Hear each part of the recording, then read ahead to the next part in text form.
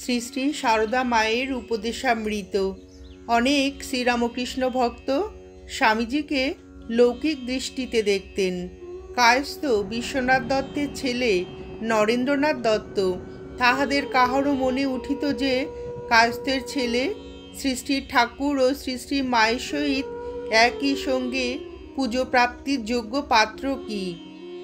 পূর্ববঙ্গেরই আর একদল ভক্ত তাহাদের আশ্রমের ঠাকুর ঘরে একই সঙ্গে একই সারিতে শ্রী শ্রী ঠাকুর শ্রী শ্রী মা ও স্বামীজির পট রাখিয়া পুজো করিতেন। একবার তাহারা বাগবাজারে মায়ের বাড়িতে মাতৃ সন্দর্শনে আসিয়াছেন। তাহাদের কাহারো কাহারো মনে একটা খটকা লাগিল যে শ্রী শ্রী ঠাকুর ও শ্রী শ্রী মায়ের সহিত পূজাকালে ওইভাবে শিষ্যের একই সারিতে অবস্থান কি ঠিক? উহা কি শ্রীমায়ের অভিপ্রেত? তাই তাহারা যাহা করিতেছেন তাহা খুব ভয়ে ভয়ে মাকে বলিলেন। দেখিলেন মায়ের মুখখানা গম্ভীর হয়ে গেল। তাহারা উহাতে খুব ভীত হইলেন। তাহা হইলে ওইভাবে স্বামীজির পুজো করা মায়ের অনুমোদিত নহে।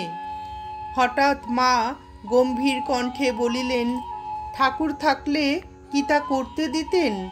ভক্ত কয়টির পা কাঁপিতে শুরু করল। মা বলিয়া চলিলেন, ঠাকুর থাকলে তিনি কি নরেনকে পাশে বসাতেন? তিনি নরেনকে কোলে নিয়ে বসতেন। নরেন যে তার মাথার মণি।